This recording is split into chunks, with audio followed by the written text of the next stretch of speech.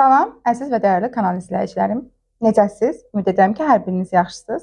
Bugün biz sizinlə maraqlı bir mövzu haqqında danışacağıq. Mövzuya keçməmişdən qabaq bildirmək istəyirəm ki, əgər siz də bu tipli videolarla tanış olmaq istəyirsinizsə, kanalımıza abunə olmağı və videonu bəyənməyi unutmayın.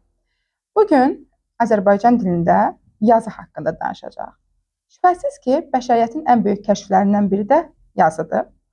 Yazı müəyyən bir mərhələlər keçərək bugünkü günümüzə gəlib çatmışdı. Yəni, hal-hazırda bizim istifadə etdiyimiz yazı növü birdən yaranmamışdı. Baxaq görək, bəs hansı mərhələləri keçmişdi? Hansı yazıyla biz tanış olmuşuq? Bu yazılardan indi də istifadə olunurmu? Yazının ən birinci mərhələsi əşyavi yazıdır.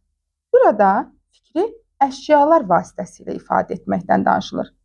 Gəlin buna aid bir nümunə çəkək. Şübhəsiz ki, hər birimiz Bir Qalanın Sirri filminə baxmışıq.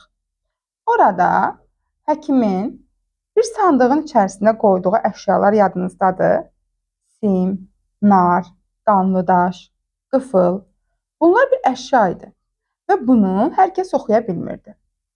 Orada oxunan zaman hansı fikir irəli sürüldü? Simnar xan həkimi qanlı qalada zindana salıbdı.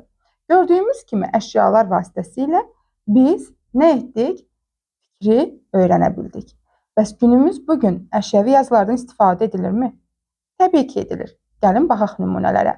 Məsəl üçün, hər birimiz ayaqqabı dükanının qarşısında olan ayaqqabıları görmüşük. Ayaqqabının özünü görürüksə, bu artıq hansı yazı növü hesab olunur? Əşyavi yazı növü hesab olunur. Bundan əlavə, ikinci olaraq şəkli yazı yaranmışdır. Əşyavi yazıdan fərqli olaraq şəkli yazıda fikri şəkillər vasitəsilə ifadə edir. Baxaq görək, şəkli yazının hansı nümunələri mövcuddur? Biz dedik ki, ayaqqabı dükanının qarşısında qoyulan ayaqqabı əşyavi yazıdır. Ayaqqabı dükanının qarşısına qoyulan ayaqqabı şəkli isə nə olacaq? Şəkli yazı olacaq. Şəkli yazıda artıq fikir birbaşa olaraq ifadə olunur. Yəni, hansı şəkli çəkmişəmsə, onu ifadə etmək istəyirəm. Günəşi çəkmişəmsə, günəşi ifadə edirəm.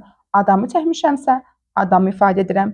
Kitabı çəkmişəmsə, kitabı ifadə edirəm. Yəni, birbaşa olaraq hansı şəkli görürüksə, biz nə edirik? Şəkli yazını görmüş oluq. Şəkli yazının digər adı isə piktoqrafik yazıdır. Üçüncü nümunə isə hesab edilir ideoqrafik yazı. İdeoqrafik yazı digər adı fikri yazıdır. Burada da şəkillərdən istifadə olunur. Bəs şəkli yazıdan fərqi nədir?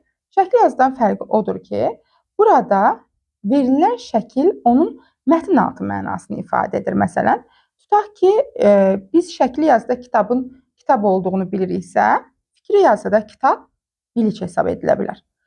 Sonra günəşin şəkli yazıda günəş dediyini biliriksə, fikri yazıda bu istilik ifadə edilə bilər. Və yaxud da məsələn, hər birimiz görmüşük nişan barmağına nişan üzüyünün taxılmağı. Bu ideoqrafik yazıya nümunə ola bilər. Həmçinin məsələn Azərbaycan dilində kök, şəkilçi, mübtəda, xəbər, ikinci dərəcəli cümlə üzvlərinin işarəsi, həmçinin kimyada elementlərin işarəsi. Bunların hər biri ideoqrafik yazıya nümunə hesab edilir. Sonra gələcəyik hərfi yazı. Hərfi yazı hal-hazırda bizim ən sürətlə istifadə etdiyimiz yazıdır, ən müasir yazı hesab edilir. Və burada hərflərdən istifadə olunur, bir səs bir hərfi ifadə edir və ən sürətli, ən cəld yazı növü hesab edilir. Siz də bu kimi video ilə tanış olmaq istəyirsinizsə, bəyənmə tuşuna basmağı unutmayın. Sağ olun, özünüzə yaxşı baxın.